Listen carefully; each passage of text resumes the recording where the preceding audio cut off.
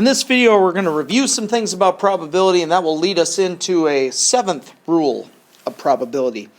Suppose a reputed psychic in an ESP experiment has called heads or tails correctly on 10 consecutive tosses. What is the probability that guessing would have yielded that perfect score? Well, of course, with each time, you have a 0.5 probability of guessing the right thing. So really, this is as simple as saying it's going to be 0.5 raised to the 10th power. It's just 0.5 times 0.5 times 0.5. And we haven't talked a lot about multiplying probabilities, with the exception of the kind of manipulation of the conditional probability formula that we did as we were working with those tree diagram problems.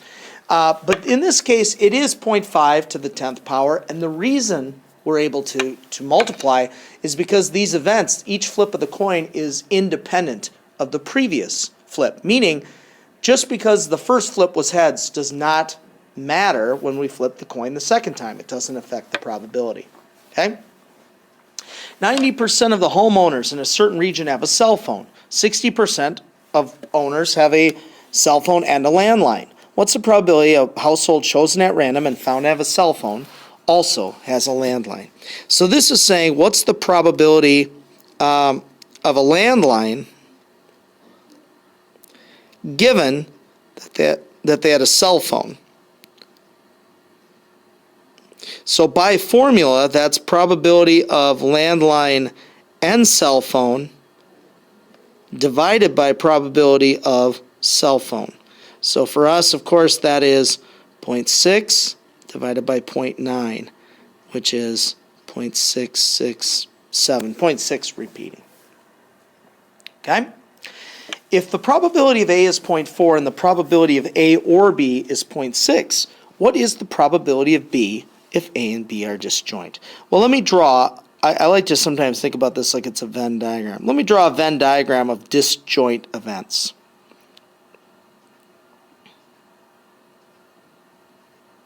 Okay?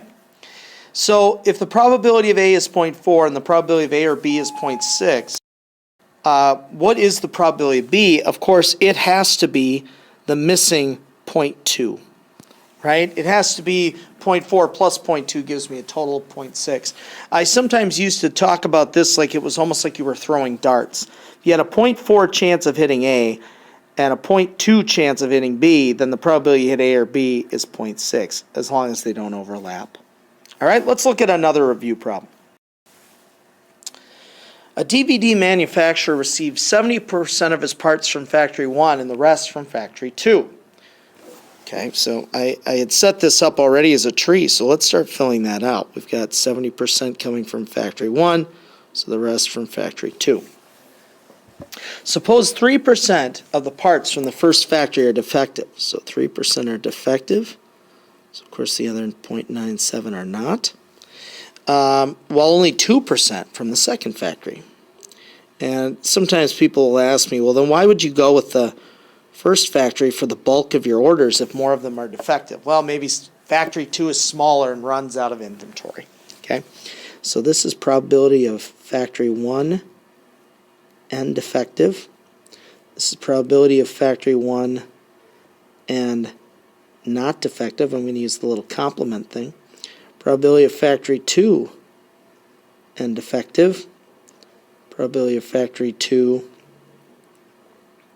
and not defective.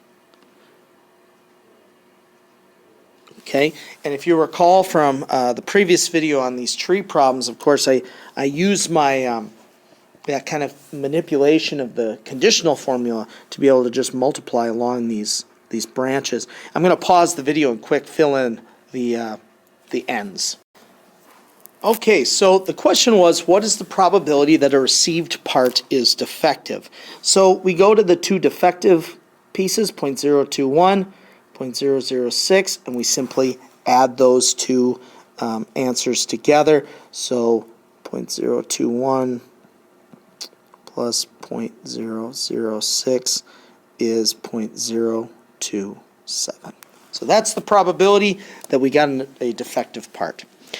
What's the probability the part came from the first factory, given that it was defective? So this is probability of factory 1 given, defective. I always like to do these by formula. It just helps to kind of line all your information up, what you need and what you need to find. Okay, so factory 1 and defective, of course, is just this top branch, this 0.021. And the probability of defective I'd already calculated in the previous problem, 0.027. So if you divide that, you come up with 0.7 repeating. I'll write 0.778. All right, one more review problem. I wanted to do one more tree, and this is a problem I wrote a long time ago, but it actually is still a pretty applicable problem and can do some kind of simple explaining of why candidates campaign the way they do. A certain Democrat assumes that 40% of a city is Democrat, 40% Republican, and 20 independent. So let me make a tree that represents that. 40%, 40%, 20%. She is sure that in an upcoming election she will get 90% of the Democratic vote. Okay, so let's fill that out. 0.9, 0.1. And if you're wondering, well, why? Well, there's always third-party candidates, or there are always certain voters who say, yeah, I may identify as a party, but I can't vote for that person. I don't like just that particular candidate. That happens. You're going to get 50% of the independent. Okay, so you split that. And 3% of Republicans. So you may be able to capture this small portion of the other party. Okay, so at the end of each of these branches, I could say, this is 0.36, this is 0.04, this is 0.1, this is 0.1, this is 0.012, so this is 0.388. Okay, so my question was, is this enough for a majority? Well, the supporting were always the top pieces.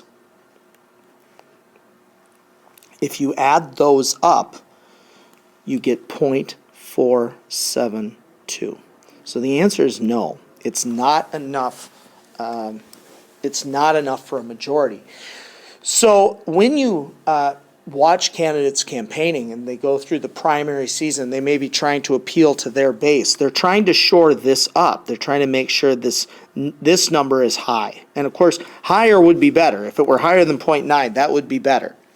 But once they get to the general election and they're just facing off with one other opponent, that is why they really try to appeal to the independent. Because splitting this, to get this to go to 0.6 and 0.4, would help put that candidate over the top. Okay, so that's a simplified reason or a simplified explanation of why candidates campaign the way that they do. Finally, knowing that a voter supported the candidate, what's the probability that voter was a Democrat? So this is saying what's the probability it was a Democrat, meaning if they supported the candidate. So by formula, Democrat N support over probability of support. So Democrat N support was that very top branch, 0.36 over the 0.472. Okay. So we've talked about some things in this video. We reviewed some trees, and we also began to talk about what it means to be independent and what that does for us, and that's what we're going to continue in the next video.